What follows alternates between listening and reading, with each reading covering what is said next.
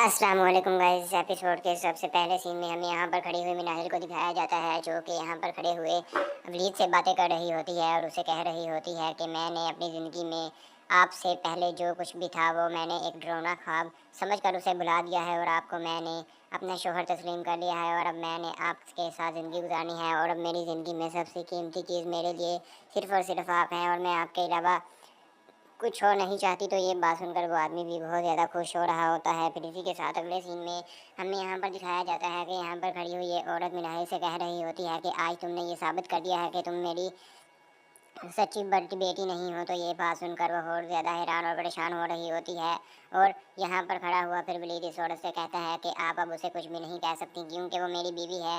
अगर आपने उसे कहा तो फिर अंजाम अच्छा नहीं होगा। तो ये बात सुनकर फिर वो औरत खामोश हो जाती है। फिर अगले सीन में हमें वलीद को फिर से दिखाया जाता है, जो कि यहाँ पर खड़ी हुई मिनाहिल से बातें कर रहा होता है और मिनाहिल उसे कह रही होती है कि मुझे एक वकील करके दें। तो ये बात सुनकर वो कहता है कि तुम्हें वकील की क्या ज़रूरत है। तो वो कहती है कि मैं चाहती हूँ कि मैं अपनी सारी प्रॉपर्टी अपनी फूफो से वापस ले लूँ। तो ये बात सुनकर वो और ज़्यादा खुश हो जाता है और ये दोनों यहाँ पर खड़े हुए एक दूसरे से बहुत ज़्यादा हैरानी और परेशानी में एक बातें कर रहे होते हैं और फिर यहीं पर इस किस्त का इख्तिताम हो जाता है। आज के लिए बस इतना ही। अल्लाह हाफिज़।